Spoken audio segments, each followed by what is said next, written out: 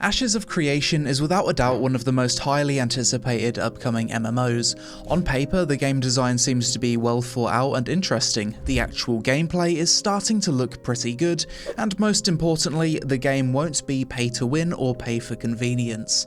That being said, there is one major thing that concerns me with Ashes, something I don't see many people talk about, which, if left unchecked, could ruin the endgame, the sense of progression, and the economy. But first, today's sponsor, Raid Shadow Legends. With over 4 million daily players and a whopping 250 million downloads, this game is a phenomenon. It's got everything an RPG fan could dream of. Endless build possibilities, epic boss battles, and constant updates to keep things fresh. The best part, it's cross-platform so you can play it anywhere, anytime. Right now, there's a special event called We Finally Played It. Download Raid using my link, head to their website, enter your Raid ID, and create a fun video showing how Raid has changed your life. Use their filters, get creative, and upload it to their page. You could win amazing prizes like a gaming console, a drone, a VR headset, or even Amazon gift cards worth up to $2,000. Plus, everyone gets entered into a draw for in-game loot. It's win-win. By using the QR or link in the description and downloading the game, you'll also get a sweet starter pack, energy refills, XP boost, 300k silver, 10 XP brew magic, and instantly unlock the epic champion Tag War. And once you hit level 25, you'll snag another epic champion, Ania, and get even more rewards. It's the perfect way to kickstart your adventure. So what are you waiting for? Join the millions of players already battling in Raid Shadow Legends, click my link, grab those rewards, and let's dominate Terraria together. Ashes of Creation is an MMO where the economy is a major pillar of gameplay. This is a sand park MMO, a game that blends theme park elements such as dungeons, raids, and scheduled events with the emergent player-driven gameplay of a sandbox. In these kind of games, a good indicator of your success is typically how much in-game wealth you can accumulate. Guilds will be fighting over world bosses, the transportation of items, and farming lucrative areas of the world where valuable resources are more plentiful. This is why it's so important that Ashes of Creation is a non-pay-to-win game. If they added something like a WoW token, RuneScape's bonds, or Albion Online's gold to silver conversion, where you could just convert real-life money to in-game money, then a massive part of their gameplay loop all of a sudden loses its meaning. Every item in the game would have a real-life dollar value tied to it, and the most efficient way to farm gold would be to just work extra hours at your day job. GG escapism. Now let me be clear, this video is not whether or not I think Intrepid will add the ability to buy gold to their cash shop. I can't see that happening. They've said from day one that the game will be completely non-pay to win, cosmetics only, no convenience, and I believe them. The thing is, the ability to buy gold will be there whether the devs like it or not, and this brings me to my main concern with Ashes of Creation. Even if the game isn't pay to win, will Intrepid allow RMT to ruin the game's economy? RMT means real money trading, and it's been present in MMOs since all the way back in the early 2000s.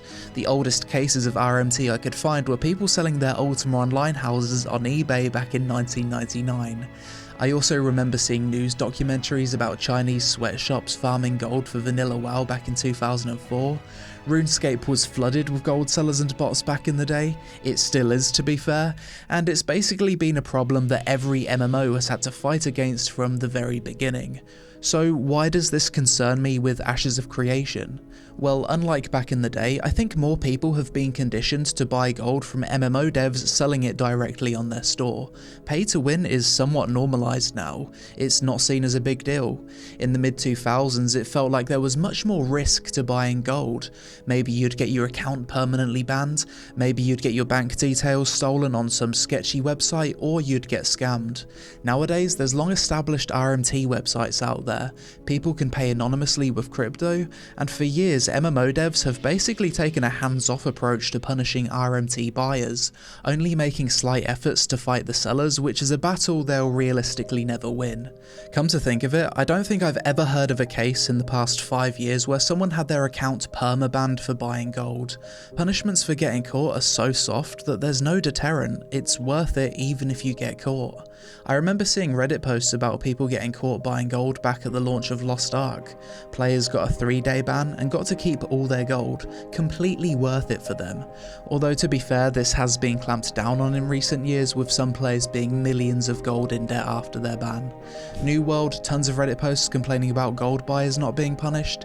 In WoW, if you get caught buying, it's a 1 to 2 week ban. RuneScape, no permaban, you get a warning, then a 2-day ban plus GP removal. If the consequences for breaking the rules are so lax, then it becomes worth it to break the rules. It's profitable and smart to do so, you're just min-maxing. You see it in real life in cities like New York that don't punish thieves if they steal less than $1,000. Like, I've never stole anything in my life, but if I was broke and lived in NYC, I'd be forming a guild IRL and our raid nights would take place at Target instead of a Midrasil. If the punishment for not paying your taxes was 1 week in jail, but you got to keep all the money you saved from not paying taxes, say $35,000, then you'd basically be earning over $5,000 per day in money saved by going to jail for a week. Completely worth it. For decades, MMO devs have put all their efforts into fighting gold sellers rather than gold buyers. This is a losing battle, especially nowadays as AI is advancing to the point of learning to code farming bots.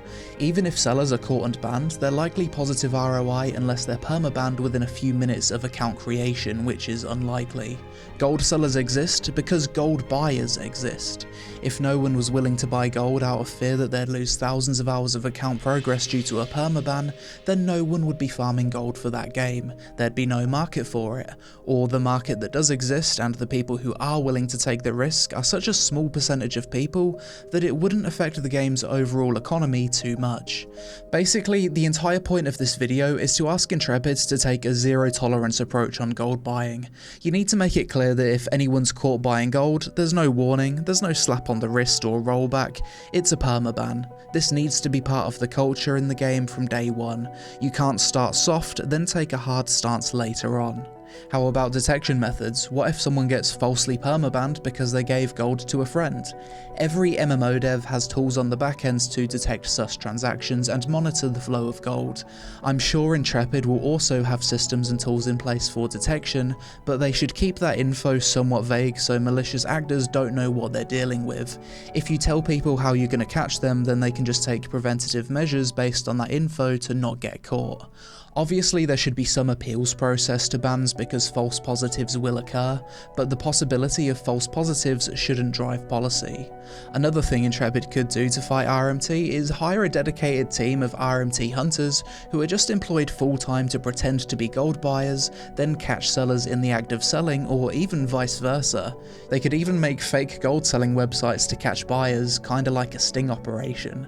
You basically just want to create a zero trust environment in the RMT community where it's simply not worth it to buy or sell gold in this game. And if we get to that point, then Ashes of Creation could potentially solve one of the biggest problems plaguing MMOs for decades, or at the very least solve 99% of it. There is another approach to dealing with RMT though, a less popular approach that definitely works but seriously damages the MMO experience, and that's completely disabling player-to-player trade, as well as implementing marketplace price ranges. Now this would go completely against a key pillar of Ashes of Creation's design philosophy, but other MMOs have done this and it does work. Black Desert Online is an example of an MMO with 0 gold sellers. This is because players can't trade anything of value to each other, and the marketplace has set price ranges. Ironically, BDO would be one of the least pay-to-win MMOs from an RMT perspective if it wasn't for the pay-to-win on the cash shop. Back in 2008, RuneScape tried limiting free trade, making it so players could only exchange items that were equal in value. This basically killed the game for a while though, until it was later reverted, so for me, I think the best approach to RMT is just making it a permaban offense for both buying and selling. Just to go off topic for a minute, as I was writing this video, it occurred to me that the cat and mouse game between MMO devs fighting against RMT has many parallels to real life with the war on drugs. Although I definitely wouldn't say drug users should be permabanned in jail IRL, since they're basically just debuffing themselves and reducing their own stats long term, which should be a deterrent in itself. So as much as I think zero tolerance max punishment to buyers would be an effective way of dealing with RMT in video games, I don't hold the same opinion that you should put anyone who's caught doing drugs in jail for years. It's not a comparison you can make one-to-one. If you get your MMO account permabanned, you can just start again. It's an optional activity. In real life, you can't just make a new account and start again. So I'm definitely more libertarian in my views on the war on drugs. Nuanced take, but I think the only way you can really combat drug usage is to make a healthier society where people don't want or feel the need to turn to substances. But even then, it's impossible to completely stop it. But to bring it back to Ashes of Creation, TLDR is going to be a game where the procurement of resources is a massive part of the gameplay loop.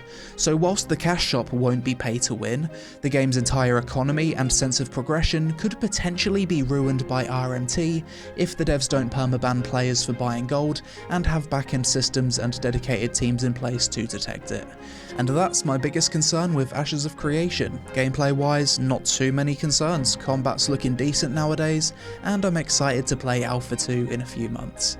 But that's it for this video. Do you share my concerns about the potential RMT has to ruin Ashes of Creation's economy, as well as its appeal as a non-pay-to-win MMO? What other examples of MMOs can you think of that would either not punish or only give gold buyers a slap on the wrist? If you enjoyed the vid, then help us out with a like for the algorithm so it gets more views and maybe reaches the Ashes team. Social media on screen, thanks for watching, and I'll see you in the next one.